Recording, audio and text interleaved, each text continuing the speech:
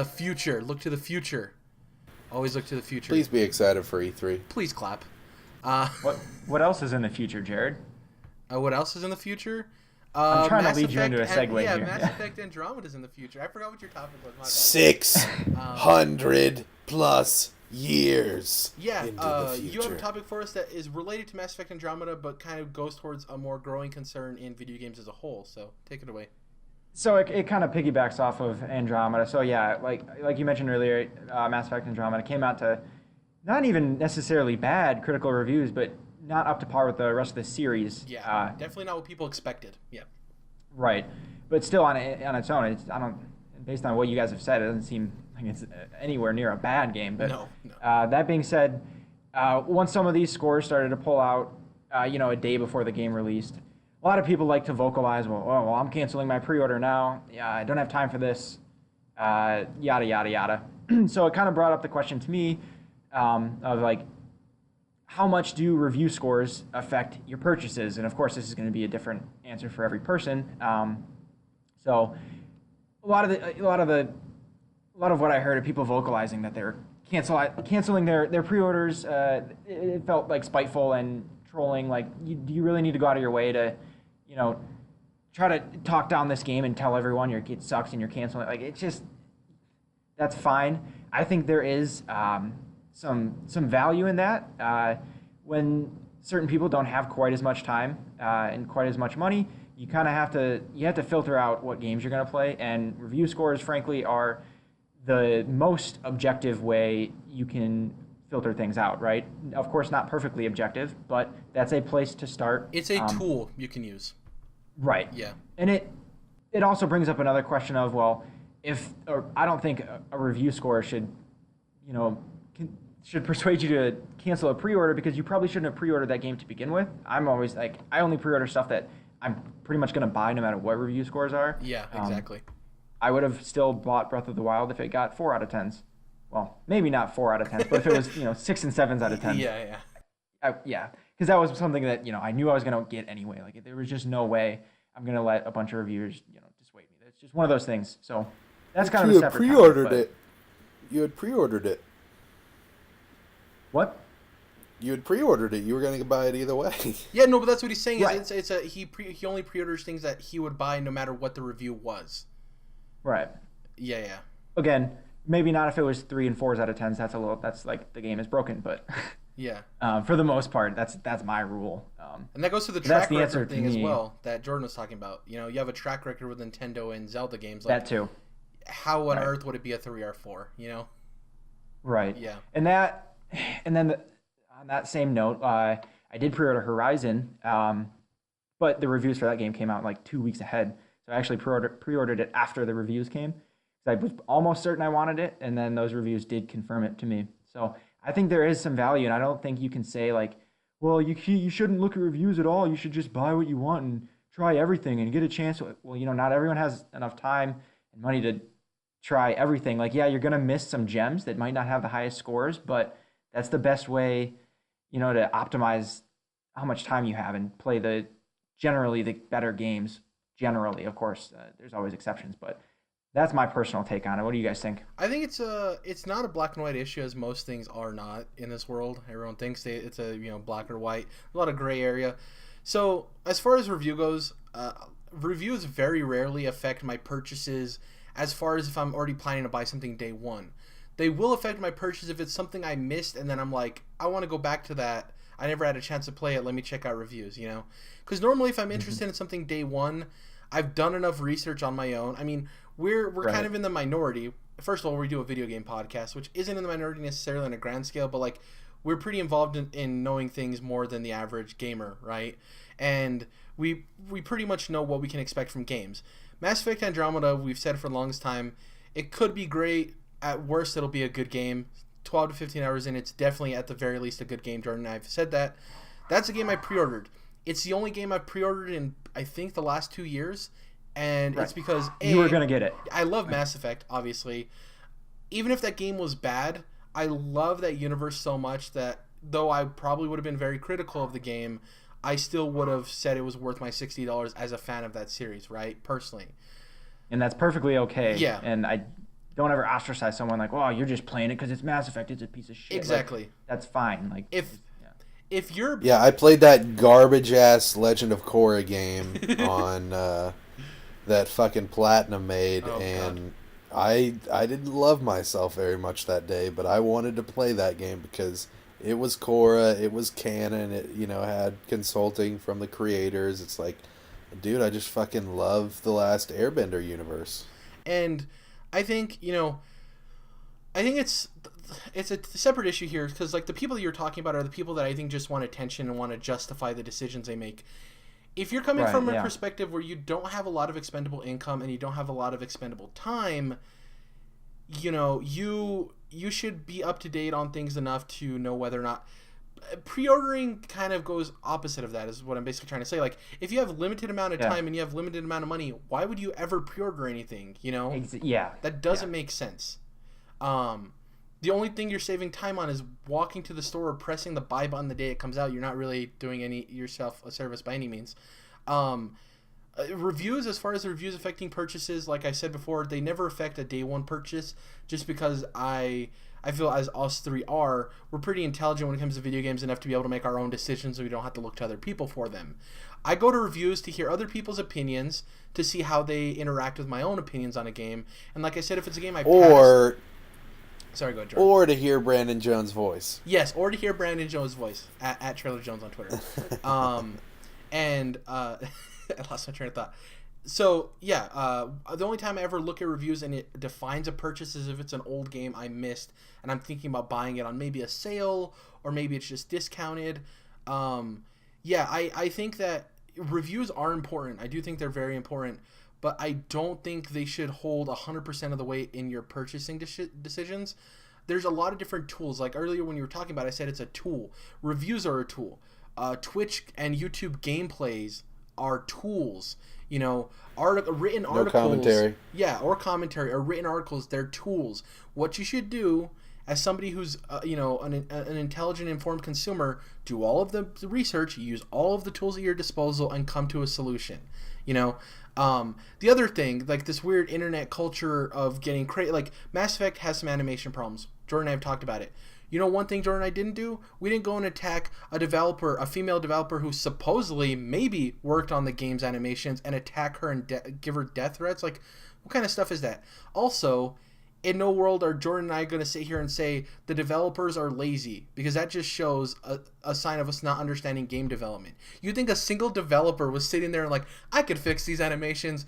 I don't feel like doing it today. No, and I bet you it's so far the opposite, because this game clearly had to get out in that fiscal year, and I bet that in the past 6 months, I bet those developers were working goddamn harder than anyone else in the industry to meet that deadline because they knew they couldn't miss it, right? And that's just the reality of it. I think that's the bigger conversation here is, I think just this game specifically has had a really rocky Road, ice cream. really rocky path. Yeah, really rocky road. I think I think I was pretty much spot on, talking about it at E3 last year, just saying that clearly they thought that this game was going to be out last year. EA did, the publisher did. The way that they had set up their E3 presentation the year before, and the way that they had been trickling out information, you could tell they thought was perfect for it to line up with last year. And then when they had to keep revealing more stuff to keep the hype train going, you could tell it just fell apart.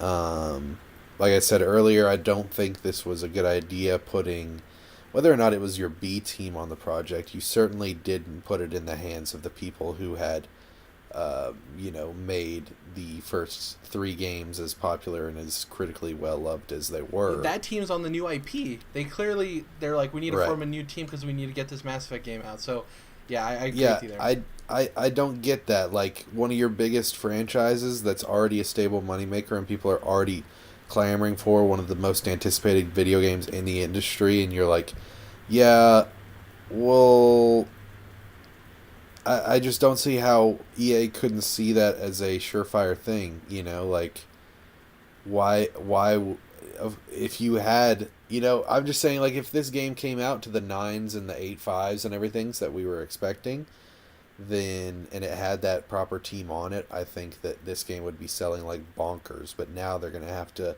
rebuild and rebuild and rebuild until the point where it might get enough traction by the end of the year to regain itself in I think people's eyes. I think critically the game will do well. I think sales-wise the game will do well because it's a big enough It'll property. do fine. Yeah. Yeah. Critically, I think that the developers, maybe not EA, who knows. I think the developers, the guys at BioWare, they've actually been pretty vocal of saying they're going to constantly try to fix this as much as they can. They understand people are having issues. They're not shying away from this.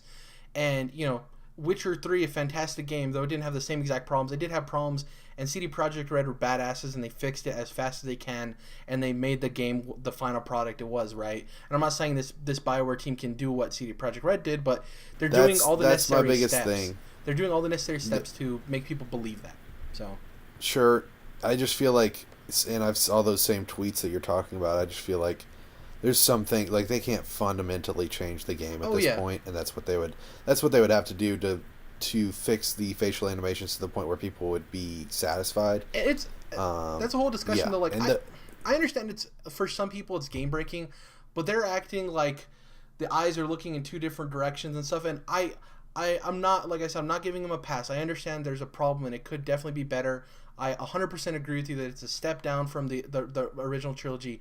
But the way some people word this stuff, man, is ludicrous. They're like saying, this game's completely broken. And I'm like, Jesus, really? And not everything isn't on fire or perfect. That's not how things work. The thing that I'm excited for, when I finish this game, I think at the very best, to me personally, it'll be like in terms of to be related to a score, I think it'll be at the very highest an 8.5, right? I don't know if it'll reach a 9. At the very lowest, I really think it's going to be a 7.5. And for me, that gets me excited because if this team was rushed, and it seems like it was, they had all these departures and people coming, for them to deal with all of that crap, and I'm talking about the developer specifically, not the publisher, for them to deal with all that crap and still deliver a 7.5 to an 8.5, I think is good. Obviously, we expect more out of Mass Effect. I'm not giving them a pass on that. But moving forward, I think this team has the talent in place that we see that the next game in the Mass Effect series that they're able to work on and be comfortable with and have enough time and not have to worry about all this bullshit and be familiar with the universe and have all these systems in place. I think we can really see Assassin's Creed to Assassin's Creed 2 jump, and that's what I'm excited for. Yeah, that is what I am excited for as well, because I think, kind of like how people are paying more for VR games, and they probably will have to in the future, just because being an early adopter, you kind of have to help build that platform. I feel like we, like you and me, for example, people who pre-ordered this game and were there on day one, we're supporting this team in its younger, almost like adolescent stages if a developer had one. It's like they may make mistakes, but we just kind of got to love them through it. And then you may see like this adversity that they're going through now could make them way, way stronger, and you could see some really cool things happen in the future, because this is going to be a trilogy at least.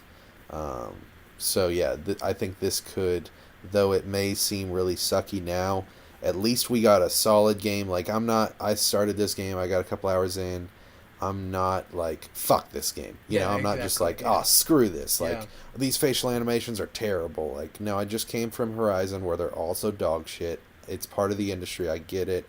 We're not, past that uncanny valley yet, blah, blah, blah.